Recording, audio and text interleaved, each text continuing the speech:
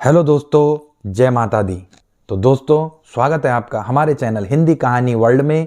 और आज की कहानी का शीर्षक होने वाला है क्योंकि बहू झूठ नहीं बोलती। कहानी बहुत ही मज़ेदार और बहुत ही सुंदर होने वाली है, अंत तक जरूर देखें। चैनल पर नए आए हैं तो सब्सक्राइब भी कर लें। तो चलिए कहानी शुरू करते हैं। सुधा और राकेश के 3 बेटे थे। शादी के बाद तीनों माँ बाप से दूर रहते और सिर्फ त्योहारों में आते। माँ जी, पिताजी, अगली बार आप लोग हमारे घर आइएगा। अरे नहीं बहू, सब यहीं आ जाते हैं तो घर खिला खिला लगता है। हाँ बहू, तू हमेशा बुलाती है तो जरूर आएंगे तेरे पास भी। हाँ, दीदी का घर बड़ा जो है, सब कुछ अपनी शादी के बाद दीदी को ही तो दे दिया था। हमें भी दिया होता तो हम भी बड़ा घर लेते। क्यों सुनील? अरे नहीं, पापा ने सबको एक बराबर ही दिया है। छोटी बहू, क्या चाहिए तुम्हें, बोलो। वो आपके सोने की चेन वाली घड़ी है ना, वो अगर आप मुझे, तभी वहाँ मजली बहू भी आ जाती है। और मुझे ना आपका मंगलसूत्र कितना लंबा, सुंदर और भारी भी है। अरे हाँ, तुम दोनों को ही दूंगी बहू, चिंता न करो। चलो अब खाना लगाओ, खाना खाया जाए। सभी मिलकर खाना खाते हैं कि पड़ोसन आ जाती है। अरे सुधा बहन, थोड़ी चीनी तो देना, घर में शक्कर नहीं है और मेहमान सर पर बैठे हैं। अरे छोटी बहू, चाची को शक्कर तो दे दो। अरे मजली दीदी, आप दे दीजिए ना, मैं यहाँ कम आती हूँ तो मुझे पता ही नहीं है कि सासू माँ सारी चीजें कहाँ रखती है। और तुम, मैं कौन सा यहाँ रोज शक्कर फाँकने के लिए आती हूँ, मुझे भी नहीं है पता। तभी बड़ी बहू हाथ में चीनी की कटोरी लेकर आती है। चाची, शक्कर। आप लोगों का बड़ा सहारा है माँ जी और पिताजी को, वरना हम लोग तो यहाँ रहते ही नहीं।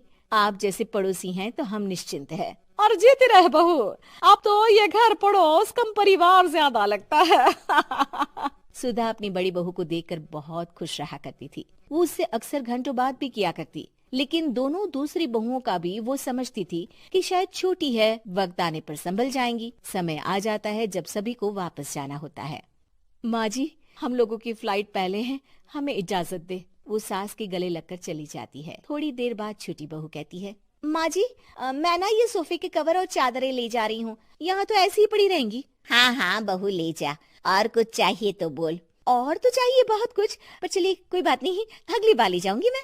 ऐसे ही मंजली बहू भी घर का बहुत सारा सामान ले जाती है। सभी के जाने के बाद सुधा राकेश से कहती है, घर कितना सूना लग रहा है ना। हाँ, और खाली भी। तुम्हारी दोनों बहुएं सब बटोर गई। अरे ठीक है ना, हम दोनों ही तो हैं, कितना सामान लगेगा। फिर उन लोगों की नई गृहस्थी, इतना मत सोचा करे। समय बीतता है। ऐसे ही हर साल त्योहारों में सुधा और राकेश के बच्चों की बहू आते और जाते वक्त ढेर सारा सामान पैक कर कर ले जाती। लेकिन कुछ ही सालों में सुधा का देहांत हो जाता है। पिताजी, आप यहाँ अकेले क्या करेंगे? हम लोगों के साथ चलिए। अरे नहीं बहू, इस घर में सुधा की यादें हैं, मैं उसे नहीं छोड़ सकता हूँ। अब तुम लोगों की माँ नहीं रही। देख लो, वैसे तो मैंने उसके जीते जी सब कुछ दे दिया है, लेकिन कुछ उसका पर्सनल कीमती सामान था जो ये है, ले लो। सामान में होती है एक घड़ी और एक मंगलसूत्र। माँ जी ने कहा था कि वो ये घड़ी मुझे देंगी। हाँ, पिताजी, माँ ने सबके सामने ये घड़ी सरिता को देने के लिए कहा था। उठा लो सरिता माँ की घड़ी। अब क्या था, छोटी बहू फट से घड़ी उठा लेती है। और पिताजी, ये मंगलसूत्र तो माँ ने मुझे ही देने को कहा था, याद है ना? वो सभी की ओर इशारा करती है। तू भी ले ले ये हार बेटा, कोई बात नहीं। मंजली फटाक से हार उठा लेती है। ससुर बड़ी बहू की तरफ देखते हैं। तुझे क्या दूं बेटा? पिताजी, माँ ने एक चीज मेरे लिए भी रखी है। सभी के कान खड़े हो जाते हैं कि आखिर सास ने क्या रखा होगा बड़ी के लिए। अरे माँ जी तो दीदी से प्यार भी ज्यादा ही करती थी, हमेशा उनसे बात किया करती। जरूर कोई बड़ी और अपनी प्रिय चीज दी होगी दीदी को।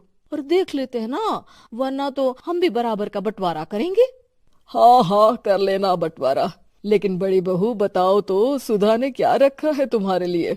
अभी तो हम लोग यही हैं पापा जी, जब जाने लगेंगे तो बता दूंगी। बड़ी बहू के मुंह से ये बात सुनकर बाकी 2 बहुएं सोचने लगती हैं कि आखिर क्या है जो दीदी को सासू माँ देकर गई हैं। दीदी, ऐसा तो नहीं ना कि पूरे घर का आधा हिस्सा माँ बड़ी भाभी को देकर गई हो? तभी वहाँ ससुर आ जाते हैं। नहीं, ऐसा कुछ नहीं है। मकान तो तुम तीनों का बराबर से है। देखो, बड़ी बहू से तुम्हारी सास ज्यादा जुड़ी थी, न जाने क्यों घंटों बात किया करती थी। पता नहीं क्या देकर गई है उसे। और ससुर जी, आपको क्या पता, चालाकी से पूरे घर के पेपर में साइन करवा लिए हो, या फिर कोई छुपा गहना।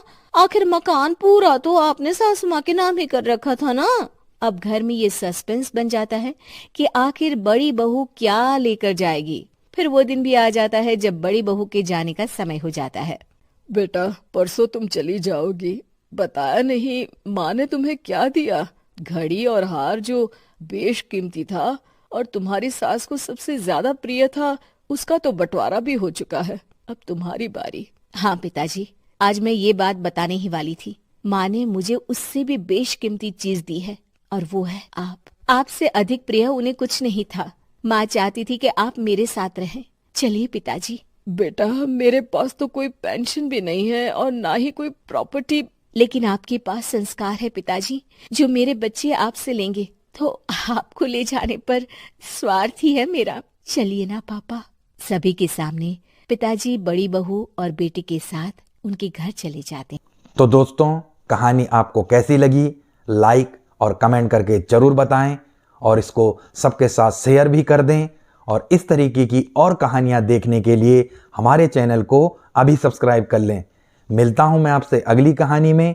तब तक के लिए ओम नमः शिवाय, हर हर महादेव।